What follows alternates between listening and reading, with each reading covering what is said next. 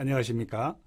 여러분들과 함께 노인 심리 상담사 과정을 같이 공부할 장천식 교수입니다.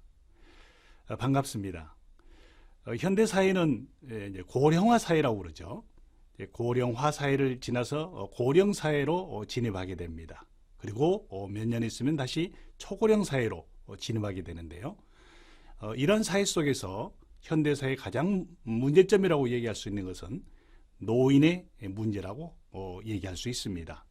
즉 노인이 가지고 있는 경제적인 문제, 심리적인 문제, 사회적인 문제, 이러한 다양한 문제들을 해결하고 또 노인의 삶을 행복한 삶으로 살도록 우리가 잘 지지를 해야 될 텐데, 이러한 과정을 어르신들의 가지고 있는 문제를 해결하고 또 상담하여 해결하고 하는 문제들을 우리 노인 심리 상담사가 감당을 하게 되겠습니다.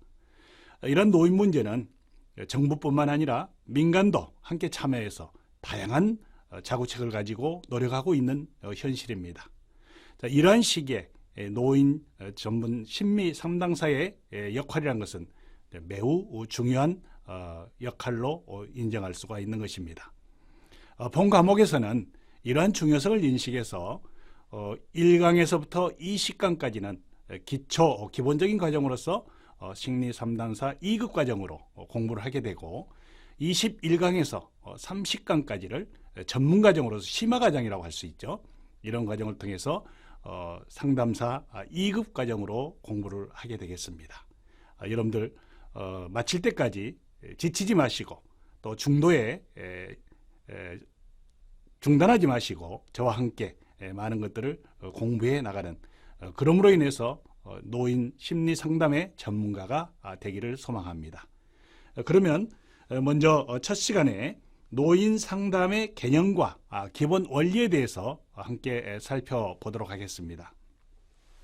여러분 교환에도 있습니다만은 노인 상담의 개념을 얘기할 때, 상담이란 건 무엇인가 저희들이 흔히들 얘기할 때 카운셀링 이렇게 얘기를 하고 있죠.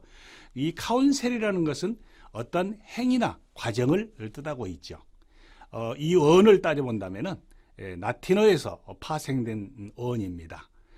이것은 어떠한 것들을 고려하다 또는 반성하다, 숙고하다 등등 다양한 의미를 가지고 있습니다만은 그 중에서도 조언을 말하다 또는 상담하다는 뜻을 가지고 있는 것입니다.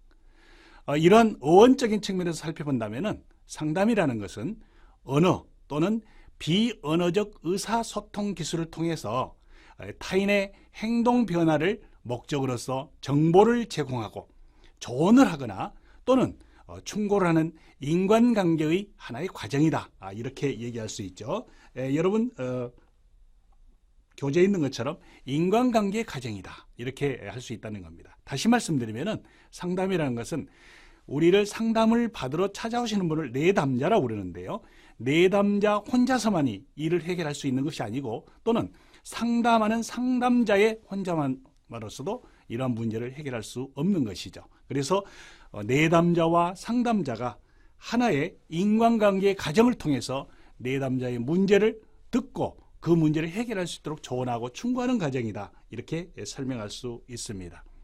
그러면 이러한 상담은 두 가지의 측면을 가지고 있습니다.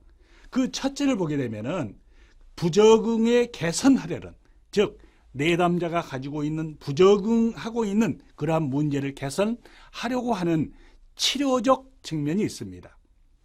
또한 한 가지는 자신의 생활을 돌아보면서, 즉 지금까지 살아왔던 인생의 모든 생활들을 돌아보면서 더욱 발전되고 성숙한 인격으로 성장하려는 이런 개발적 상담의 측면을 가지고 있다. 다시 말씀드리면, 정리한다면 치료적 측면과 개발적 상담의 측면을 가지고 있다, 이렇게 설명할 수 있습니다.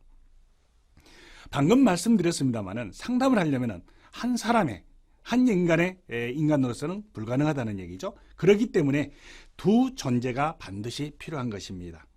한쪽은 개인적인 문제를 이야기하는 사람이죠. 즉 내담자죠.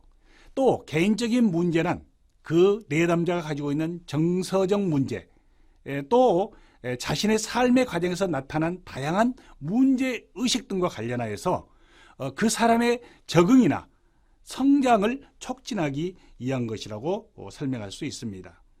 이러한 문제로 찾아온 사람을 우리는 클라이언트, 우리 한국말로 얘기한다면은 내담자 이렇게도 표현하죠. 흔히들 얘기할 때 클라이언트 이렇게 표현합니다. 이렇게 내담자라고 부르고요. 다른 한쪽은 상대방의 얘기를 듣고 그 사람의 문제 해결을 도움을 주는 역할을 하는 사람이죠. 이러한 사람을 상담자, 카운셀러다 이렇게 설명할 수 있는 것입니다. 상담에 대해서는 그 개념의 정의는 매우 다양합니다.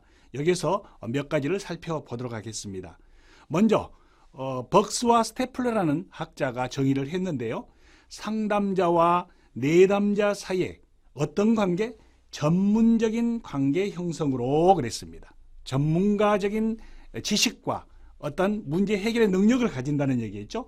그러한 형성으로 내담자의 삶의 터전을 이해하고 그 내담자가 살아왔던 인생의 모든 과정들을 이해하고 분명히 해서 유익한 선택을 통하여서 그 내담자가 가지고 있는 문제를 해결하고 그 내담자의 목표에 도달할 수 있도록 학습하게 하는 것이라고 말하고 있습니다. 또한 우리나라의 유보열이라는 학자는 상담이라는 것은 전문적인 훈련을 받은 상담자의 문제가 있는 내담자가 1대1의 특별한 관계, 물론 특별한 관계를 얘기할 때 라포 형성이래죠. 관계를 형성한다는 얘기입니다. 이러한 라포를 가지면서 상담자는 내담자가 생활의 장에서 가진 문제, 앞에 학자가 얘기하는 것처럼 인생의 삶을 살아오는 그 과정에서 발생한 문제들에 대해서 솔직하게 나누고 또 그 문제들을 명료화시킬 수 있도록 도우고 정서적으로 또는 육체적으로 또 현실적으로 상호 조화를 이루는 현명한 선택의 길을 통하여서 자기 결정의 목표에 도달할 수 있도록 하는 것이라고 상담의 개념을 정의하고 있습니다. 또한 미국의 상담협회라고 하죠. ACA라는 협회는 여러 가지 상담에 관한 개념의 정의들을 모아서 1997년도에 다음과 같이 전문적인 상담의 실천에 대해서 정의를 했습니다. 그 내용을 살펴보면 상담은 건강 또는 개인적인 성장 또는 직업적 발달을 목표로 하는 인지, 감정, 행동 또는 조직적인 계획과 전략 등을 통해서 정신적인 건강이라든가 심리학적 또는 인간 발달의 원칙에 대한 적용이다. 이렇게 얘기하고 있습니다. 이에 대해서 걸레댕이라는 학자는 이 ACA의 상담에 대한 정의가 다음과 같은 네 가지의 암묵적이면서도 명백한 초점을 가지고 있다고 하였습니다.